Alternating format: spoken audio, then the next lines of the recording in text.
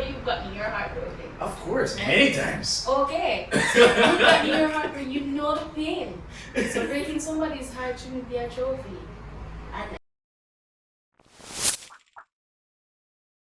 Welcome guys back to UnBiased and UnBothered. Van is not in the studio today, so it's just me and our guest Daniell kicking it today. We're gonna kick it. Daniell, you wanna introduce yourself, tell them something nice about yourself? my name is Daniell. People from Portland area, anywhere would know me as Keke. Keke. Right, because Okay. people find it hard to pronounce my first Keke, name. do you love me? I get that all the time. So, currently, something nice about me, Yeah. otherwise from how I look, Mhm. I am as nice as I look. Which is good. Which I is am as good. nice as I look. I'm very welcoming. I'm a friendly person, but I still tend to be a loner. Yeah? Outside of being social, right? Alright, you have to have balance. Can't There is complain. a balance. That's to have that one. Alright, we're gonna jump straight into it, Daniell. So Daniell, our pressure cooker topic for today is true or false. Do all women already have a replacement guy lined up in case the relationship ends? So let me repeat. All women already have a replacement guy lined up in case the relationship ends. Keke, do you agree or do you disagree? I think it's subjective. How so? Because I think it depends on the type of woman. Mm-hmm. Right? Because they have some women that they believe in healing first before True. going and True. doing anything with somebody else, or even say for even dating, they don't want to date after a relationship. They just need some time to be. And then you have some women that tell you straight up that life goes on, right? So you're saying that even though there's some level of subjectivity to it, Yeah. all women don't know the next guy they're gonna date. I believe that. This is my point of view. Maybe wrong, but this is my point of view. I believe that even though there are healing persons, as they say, and some persons want time for themselves, they have at the back of their mind for them know say other guy here maybe date right after this relationship ends. Like them have it in their head say, say if me and Joan work out and John could flip the place though, I think would date John. You don't believe that they think about it within their current relationship, say, alright, yes, this will go good, but if this don't work out, what the next best thing?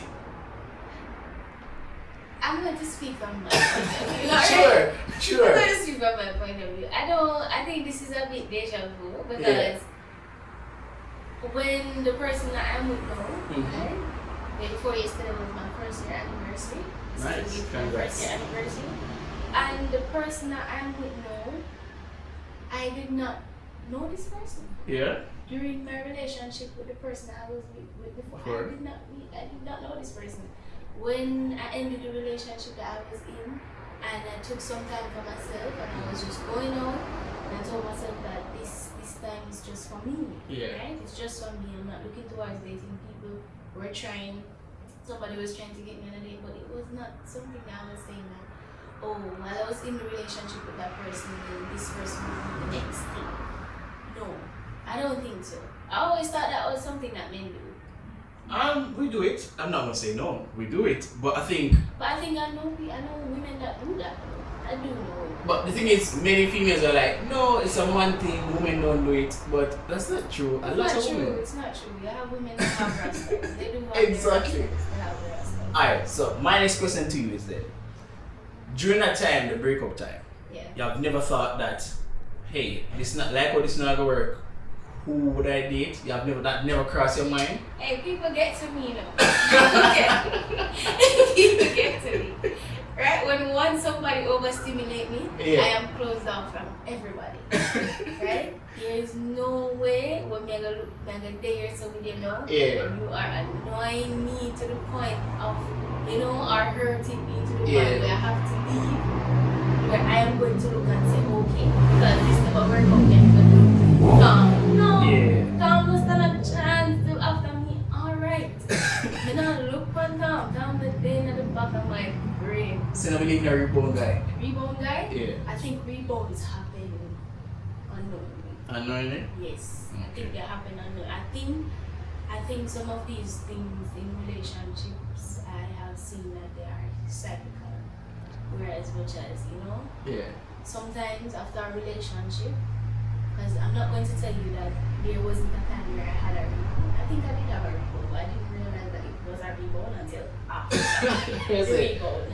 Okay? But who wins in a rebound? Who wins in a rebound? Yeah. Nobody wins in a rebound. I mean, you break a guy heart, so you win, you get paid. I don't think breaking somebody's heart is a win. It's not a win. It's more of a lesson that you should learn. Well, that's true. It's something That's true. that you need to at least take some form of responsibility for. Yeah, I If agree. you break I agree. somebody's heart, it's not a trophy. That's true. That's It's true. not a trophy. And I don't understand why people treat it like that. It's not a trophy because I'm sure you've gotten your heart broken. Of course, many times. Okay. You've gotten your heart broken, you know the pain. So breaking somebody's heart shouldn't be a trophy. And I think I've broken a couple hearts. I can imagine. I can tell you that I felt it. I cannot tell you that I felt it as much as they did because it's their pain. But I felt it. I had that guilt. Yeah. I went through that form of depression, something of the sort to say, oh, I'm not a good person because I did not give this person what they were expecting from me. Yeah. Right? So for me, it wasn't a trophy thing. But I know people that treat it that way. I know people that they break somebody's heart and they're like, oh, as long as it's not me. Yeah, so you know, I don't mean it hurts. As long as it's not me. Right? I never understood. I think it's something from like when you're young, Yeah. right? And you're defensive and you're trying to protect yourself. True. So it's more of an ego thing than it is more Agreed. of a Agreed. awareness thing. Agreed. But when it becomes something that you're aware of, Yeah. awareness is something that will open you up. That's true. Right?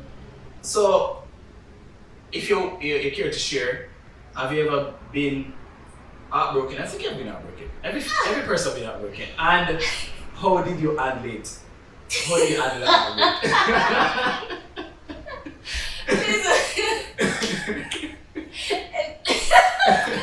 I always told myself that I was going to go to the grave with this story.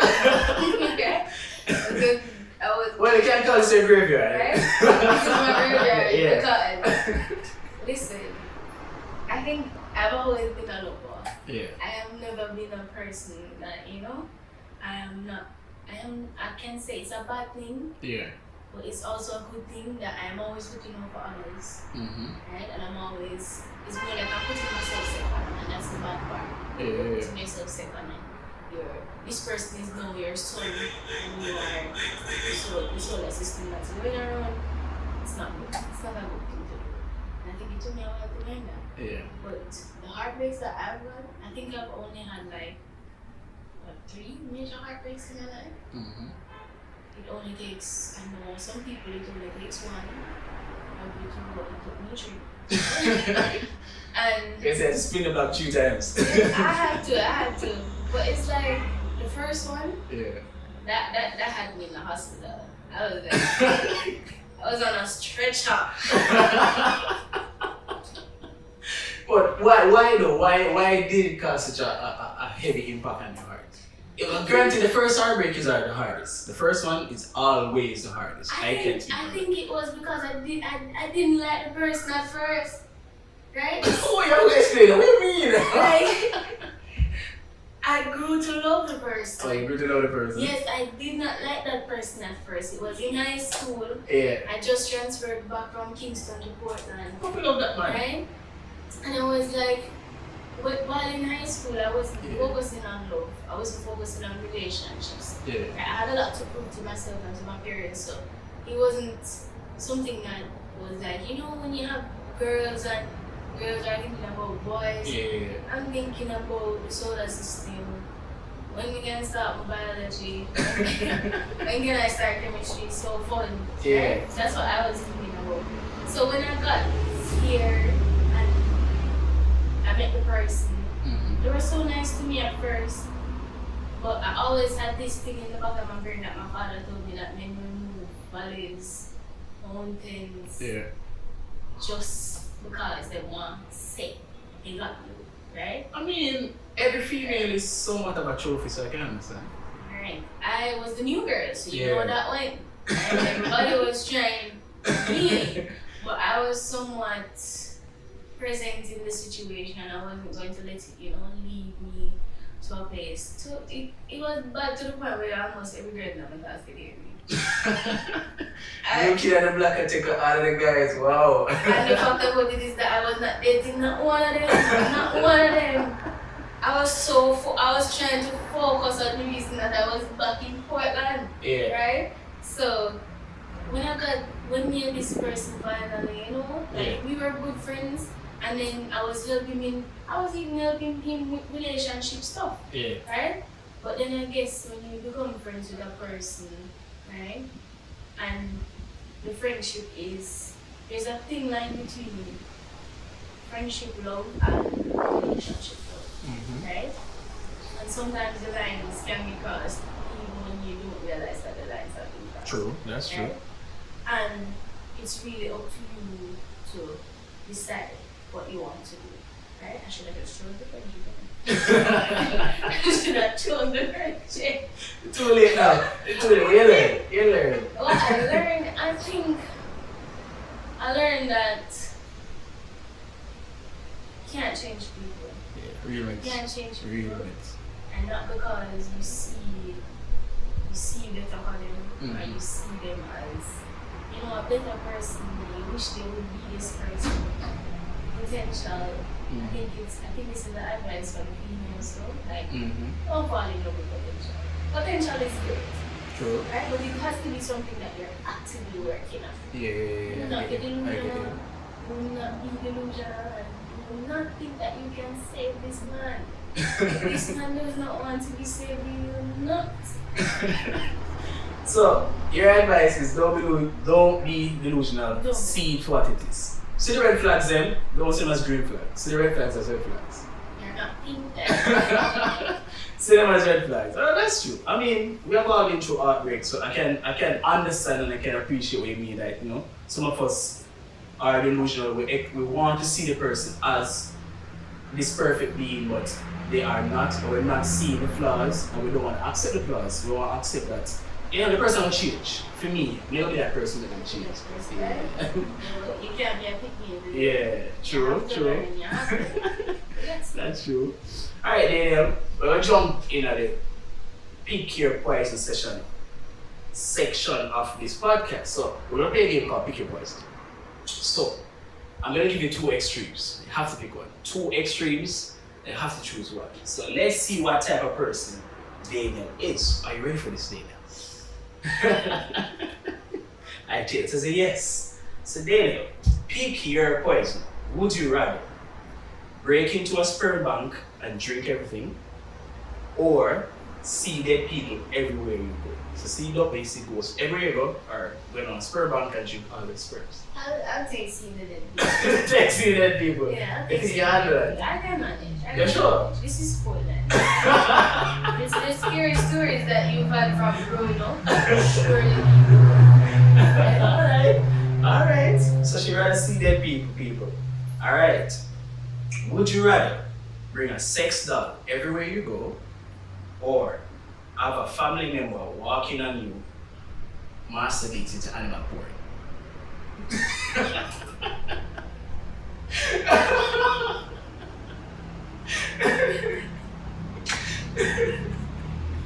So, animal porn, having a family walking on you masturbating to animal porn, or walk around with a sex doll everywhere. It's a big sex doll, mind you. So everybody who knows a sex doll, they have to carry it everywhere with you. I'm quite bold when it comes to me and my expressions. Yeah. Right? But at the So same you choose time, animal porn. No. That's not what I'm saying. At the same time, I have pride. Right? I will choose the sex doll. Yeah. Even though it's going to be big, I will just ignore those looks that I'm getting on the road. But it's a one-off thing when the family member comes in here. No one can't live that down. Can't leave that alone. Everybody gonna know. Everybody gonna know, man. I'm telling you. Right? If somebody walking on you masturbating to animal porn, it is over for you, especially a family member.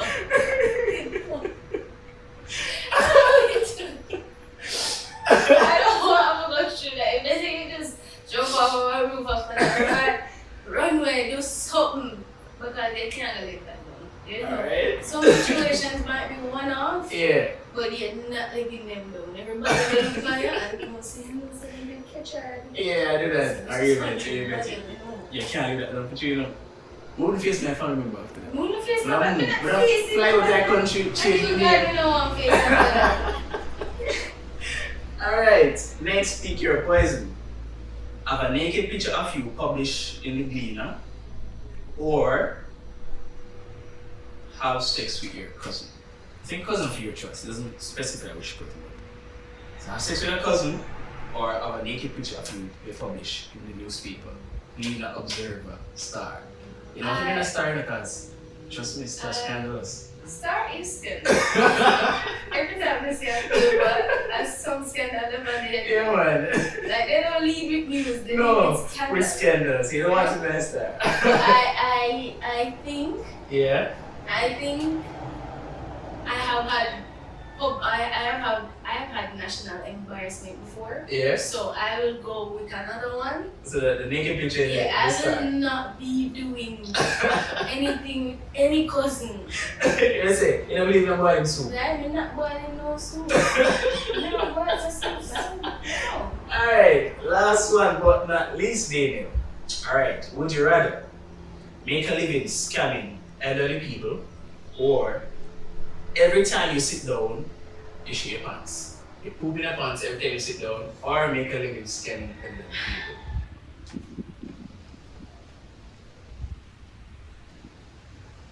Is it bad shit? I mean, this is a little bit.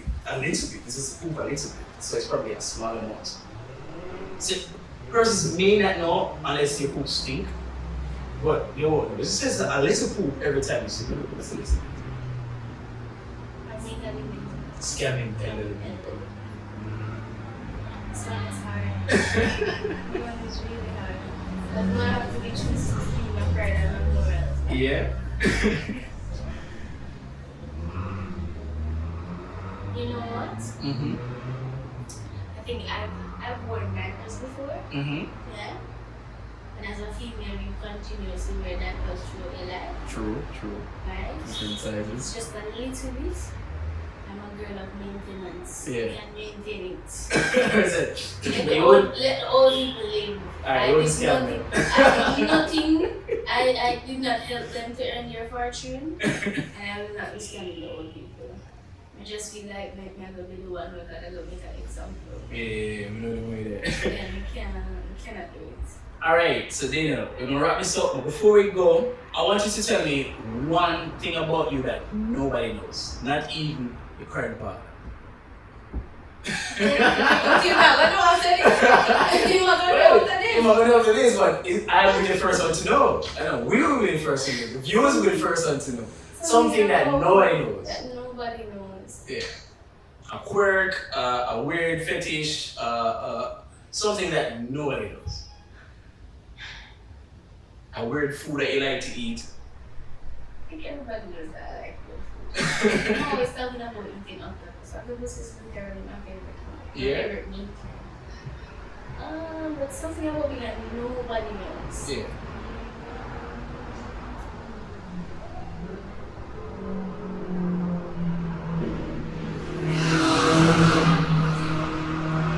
You have to think hard about it. No, but there are so many things that I think people don't know. Yeah. But then there are other things that I think somebody knows. Yeah. Right? Because between my partner and my friends, they probably are a collective conscience of me. Okay. Well, the least that we think, the least of the person's name.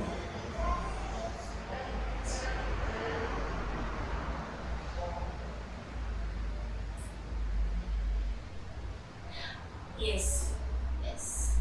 I think this is something, it's a personal thing, right?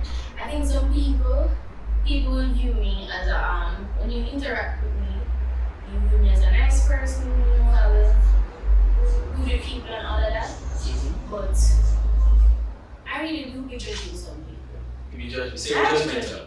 I be judging some people. Is it judgmental inside your head or outspoken judgment? No, man, inside my head, Inside. I be judging.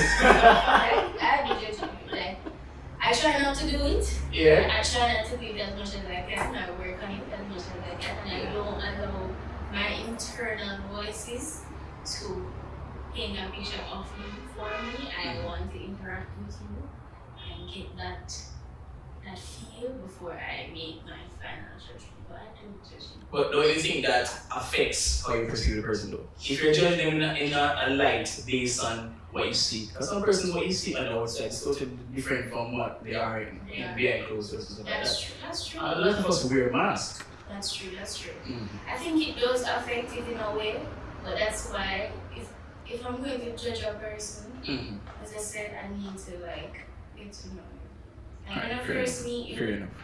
and I see you, it's more of a combination of what I see, what I hear, and what I feel, right? And that's how I would, start my initial judging.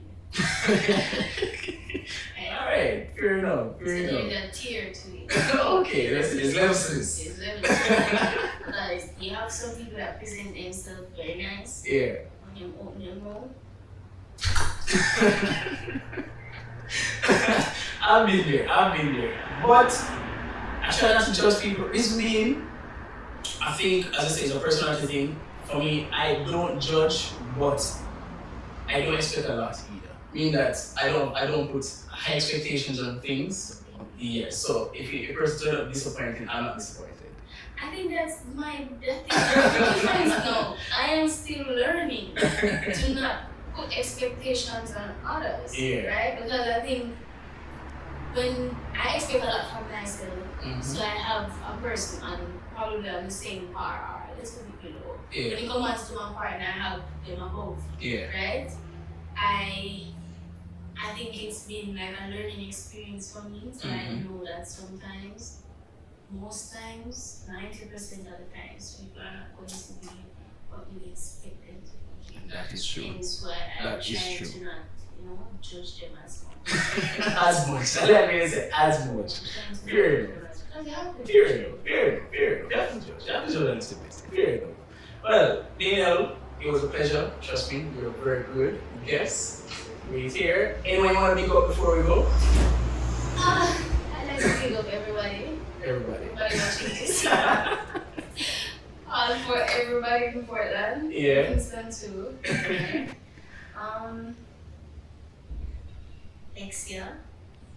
My boyfriend, I'm not going to say his name. Fair enough. And I'm trying to keep it a bit private. Trust me, how to keep relationships private? These people are trying to get you. They're trying to get you. Yeah. Friend, right? And my family and friends. Right. I tell ya, your name should have been first. I still love you. You're my favorite and my bestest of friend. That is good. Alright, it's a wrap. People remember, like, subscribe, and tell us if you believe that females do have a roster, or all females do have a roster, not only men. Dana says no, she doesn't believe it's all females, she doesn't have one. Maybe she's just saying that because she's on a podcast, we don't know. But if you believe that females do have a roster, do have a backup plan, do have a guy put on the side, a plan B in case plan A guy doesn't work, let us know, comment below. I know another thing you guys are going to say is it is what it is. It is what it is. Alright, peace out guys, take care. Thanks again, Dave.